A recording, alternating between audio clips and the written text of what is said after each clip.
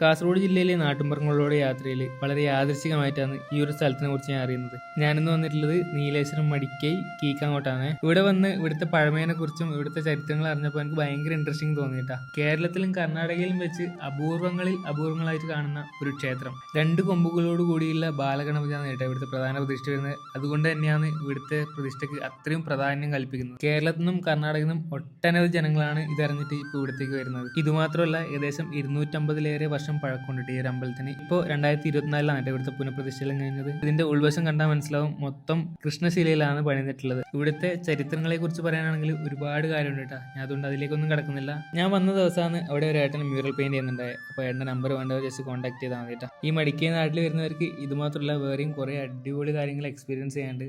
പറ്റുമെങ്കിൽ ഓരോന്നായിട്ട് ഞാൻ എന്തായാലും വീഡിയോ ചെയ്യുന്നുണ്ട്. കാസർഗോഡ് ജില്ലയിൽ ഇതുപോലെ മനോഹരമായ ആരും അറിയാത്ത സ്ഥലങ്ങളുണ്ട്. തീർച്ചയായിട്ടും നമ്മളോട് കമന്റ് ആയിട്ട് പറയുക, അല്ലെങ്കിൽ DM ചെയ്യുക. അപ്പോൾ ഇന്നത്തെ വീഡിയോ എല്ലാവർക്കും ഇഷ്ടപ്പെട്ടു എന്ന് വിചാരിക്കുന്നു. അടുത്ത വീഡിയോ ആയിട്ട് വീണ്ടും കാണുന്നവരേക്കും ബൈ.